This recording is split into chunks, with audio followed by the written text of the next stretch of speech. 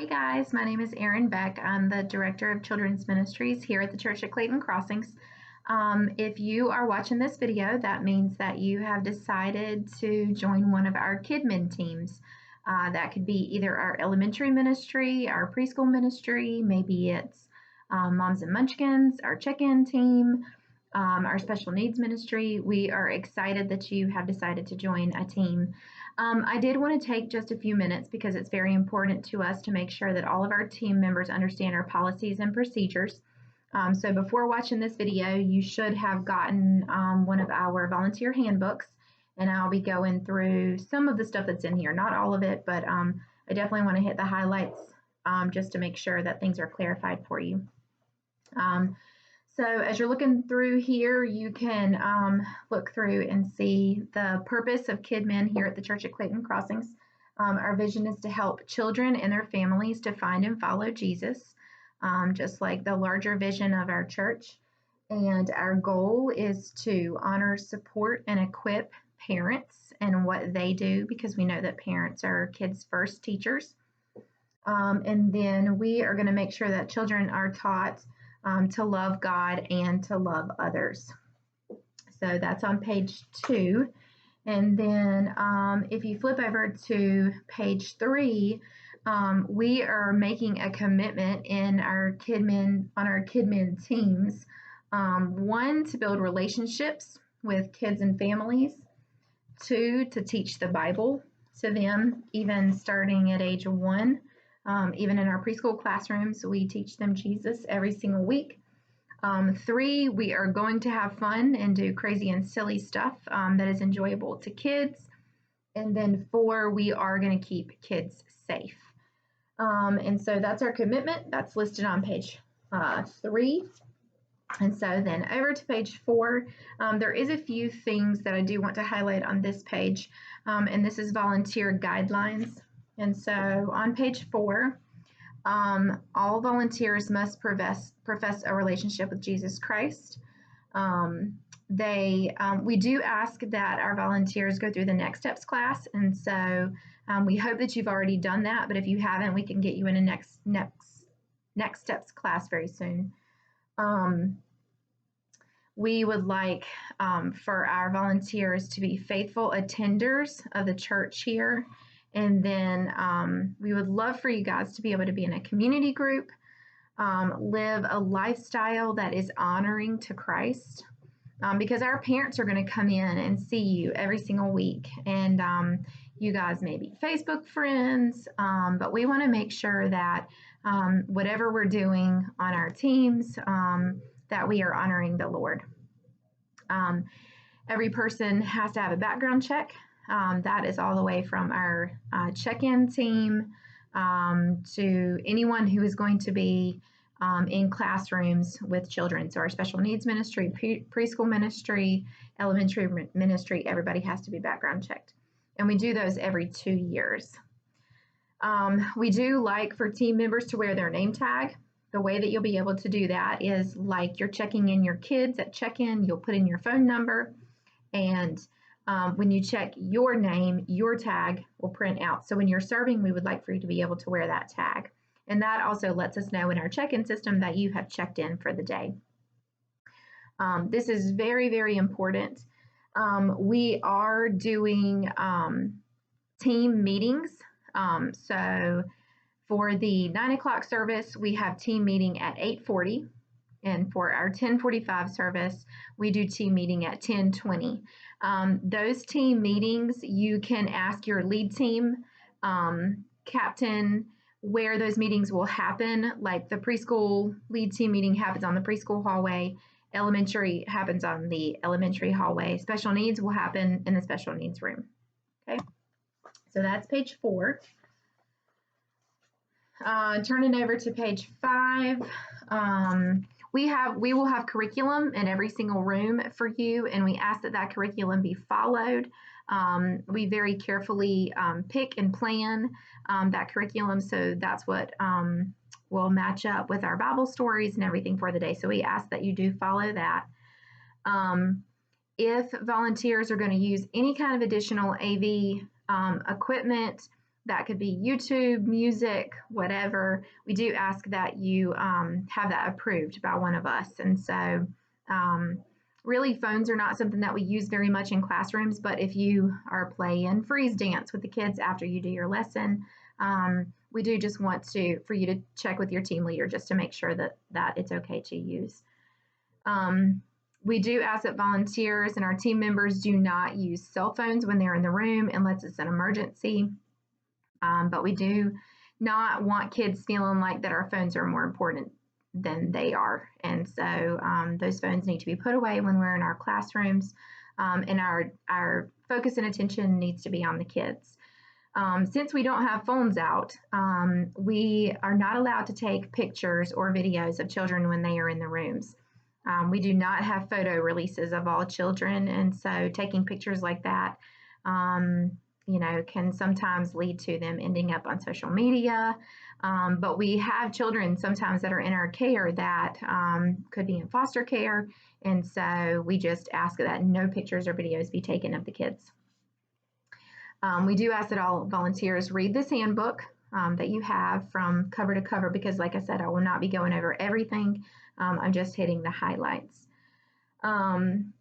So one of the major things in student requirements, so our youth volunteers, 18 and under volunteers, actually there are a couple of things that we ask that they not do. One of those things is helping in the bathroom or diapering.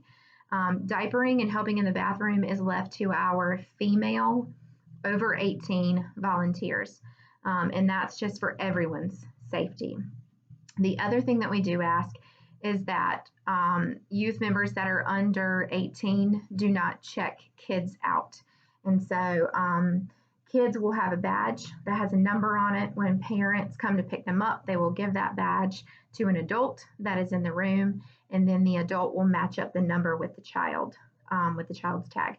So we do reserve that job too for the over 18 person that's in the classroom, and that's just a safety issue for everybody.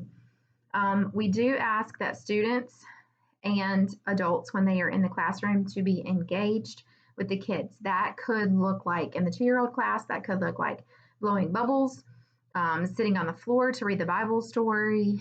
And in 5th grade, that could look like just making sure that you're having conversations with those kids. Even when the lesson is over, the goal is for us to get to know these kids. And so we want our volunteers and team members to be engaged at all times with the kids when they're in there. Moving over to page 6 under safety and security, we will never have a team member left alone with a child. There always has to be 2 team members with them, and one of those team members has to be over 18. So in a classroom, sometimes we'll pair together adult and youth, but there never can be 2 youth under 18 in a classroom together, and we will never leave children unattended. So sometimes they go into the bathroom. We don't necessarily go in there with them unless they need help. And really that's more in the preschool area or special needs. But again, we ask if anybody does go in the bathroom with children that it be female over 18, and that will be with someone watching from the door, just to make sure everything is okay. So no closed doors when kids are in bathrooms or being diaper changed. As far as discipline goes, we kind of handle discipline on a case-by-case basis. Discipline is usually something that we handle depending on what the situation is, what the child is experiencing, what their background is. We take all of that into consideration. And so if there's a discipline issue, please let a lead team member know, and then they can either address it or let me know so that we can address it. But we don't have a standard discipline policy because all discipline isn't treated equally. One thing is for sure, all the discipline that we do is by talking to children. There's no physical discipline, verbally, sexually, no neglect, nothing like that. That's involved in discipline over here. And if you hear or see anything that has any type of discipline like that I just mentioned, you definitely need to let somebody know, let a lead team member know, or come straight to me with that information so that I can be on top of that. Whether it's something that's happened here that you have seen or know of, or whether it's something that has happened at home with the child. So if you turn over to page 7, check-in, we've already talked about them, the kids receiving a name tag, and it matches the pickup tag. Check out, the adult volunteer in the room needs to do that and match up the child number. We do not allow any youth that are under 16 to pick up children. And so if a 12-year-old sister comes and they're picking up their brother, we have to send them back to an adult or someone who's over 16 that has that pickup tag to come and pick them up. If anybody has lost tags, you can send them back to the check-in desk and they can reprint a tag for them. And we do have parents sometimes who get upset about that, but you can calmly explain that it's for the safety of the kids that we have to have the pickup sticker whenever they come back. Classroom safety, just making sure that you greet each child, put their name down on the attendance sheet. That's very important because in a case of an emergency, you have to grab your clipboard with your attendance sheet. You need to know all the kids that are on there. We do not allow any of our team members to leave our KidMin wing. So that is the triangle back into the KidMin areas. We do not let any team member leave KidMin with children. And so sometimes we have to walk children around if they need to be calmed down or we need to talk to them, but we do not ever do that outside or past the triangle area. If you need anything when you're in your classroom, there is hallway leaders that are on the elementary and preschool and special needs hallway. And so they can help you if you need another box of tissues or some more snack or anything like that. You can call out to someone for them to bring that to you. Dress code is very important. I do encourage everyone to read over that thoroughly. I'll just say that we are working with kids. You will be sitting on the floor. You will be bending over. And so you definitely need to check and make sure that skirts are not too short or have something under it like shorts. When you bend over, that tops stay up, just because we have to do a lot of that, bending, sitting, picking up children. So we need to just keep that in mind with the outfits that we choose for both adults and youth in the classrooms. We talked about restroom supervision, which is on page 9. When children come to the classroom, one of the things that needs to be checked, especially over in the preschool hallway, is if children have allergies. Because we do snack over there, we need to make sure that children are not allergic to anything. We do have some allergy-friendly snacks that are up at the preschool desk. And if we ever do that in elementary, we will also have snacks for, we'll have allergy-friendly snacks for kids there as well. Going over to page 10, we have first aid kits that are in D1, the big elementary room, and then also at the preschool desk that can be used by all of the ministries if anybody has some kind of issue and needs something from the first aid kit. If we have some kind of medical emergency, we need to notify either myself or one of the team leaders immediately. We do have incident reports as well. So if a child, not if they, just trip and fall, or, but if we have like a biting incident or we have something that requires a Band-Aid, there is a possibility that we do need to write up an incident report. So if you can let a team member or a lead team member know about that, we can get you one of those. And we'll just have the parents sign it, just saying that they know. We do not dispense any medication over in KidMin. That's usually a given, but one thing you do need to check for over in the preschool hallway is making sure that medication is not in diaper bags whenever it comes in.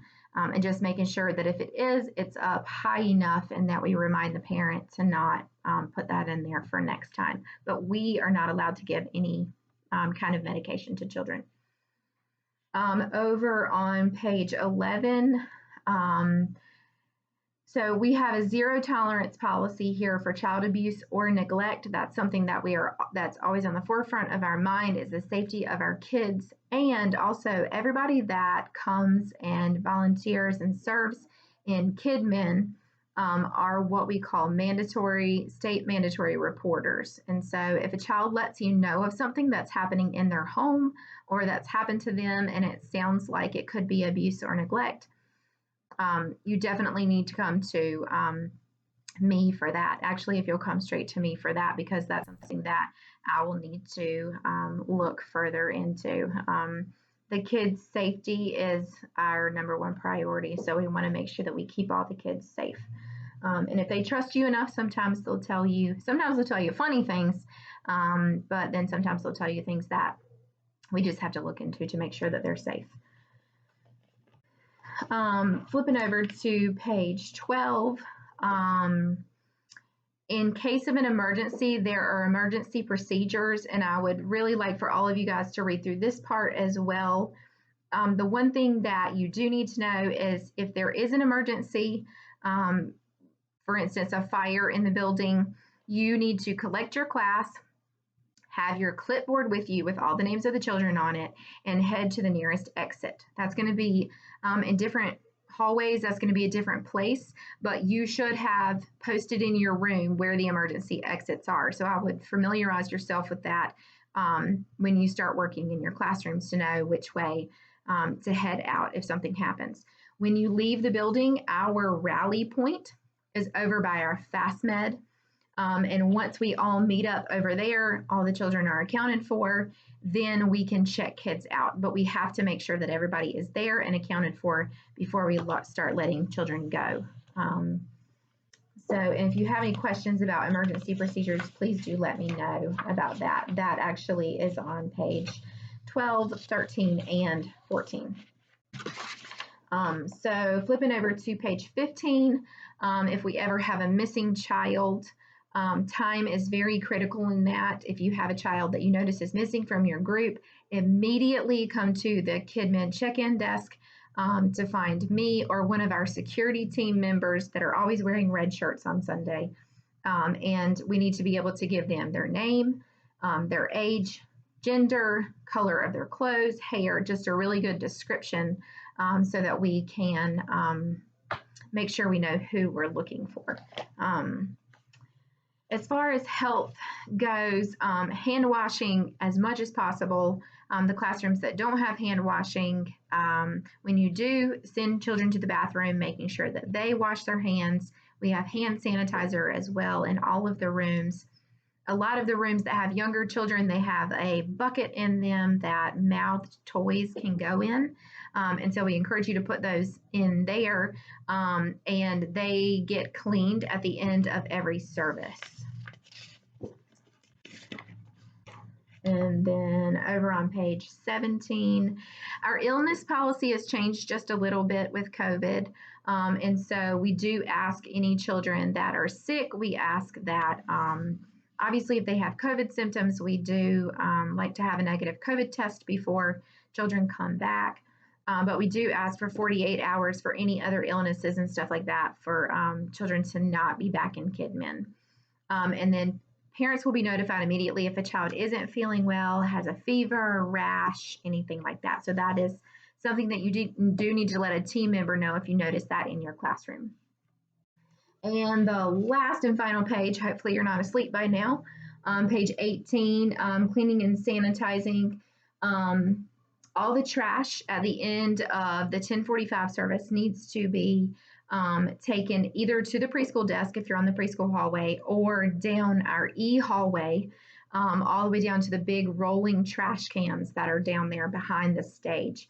We just want to make sure that all trash is taken out after Sunday services because weekday preschool starts up on Monday morning. So we do want to have things picked up, cleaned up, wiped down before they come in on Monday morning because there isn't anybody who comes in to clean in between.